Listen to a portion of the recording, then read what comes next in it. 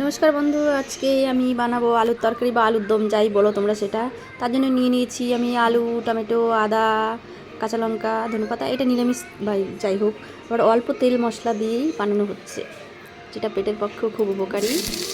তো আমি কড়াই গরম করে তাতে শুকনো লঙ্কা, তেজপাতা, জিরে দিয়ে দিয়েছি, আদা, তারপর টমেটোটাও দিয়ে দিলাম। এরপর এটা আমি খুন্তি দিয়ে নাড়াচাড়া করে নিচ্ছি। হ্যাঁ, অনেকে আবার বলো না যে আমি রান্না শেখাচ্ছি না, আমি যেটা অল্প তেল মশলা রান্না করলাম সেটাই বললাম। যাই হোক, তারপরে এই আমার আলুটা কিন্তু আগে থেকে বয়েল করা ছিল, সেই আলুটা আমি এর মধ্যে দিয়ে দিলাম, ভাজা টাজা দিয়ে একটু কষিয়ে নিলাম। কষিয়ে নিয়ে একটু জল দিয়ে দিলাম, জল দিয়ে ব্যাস আবার একটু কষিয়ে টষিয়ে নিয়ে তারপরে দিয়ে দিলাম ধনেপাতা, দিয়ে দিলাম একটু জিরার গুঁড়ো, ভাজা জিরে গুঁড়ো দিয়েছি, তার টেস্ট হোক। শেষমেশ একটু গরম মশলার গুঁড়ো দিয়ে দিলাম। গরম মশলার গুঁড়ো দেওয়াতে রান্নাটা আরও বেশি টেস্টি হয়। আর তোমরা দেখো তরকারিটা দেখতেও কিন্তু খুব সুন্দর হয়েছে, খেতেও কিন্তু টেস্টি। আর আলু বলতেই আমার টেস্ট, আলু ভাতে যাই হোক, আলু আমার ফেভারিট। তরকারিটা দেখো, ভালোই হয়েছে। ও, তোমাদের কেমন লাগছে জানি না, আমার তো ভালো লেগেছে।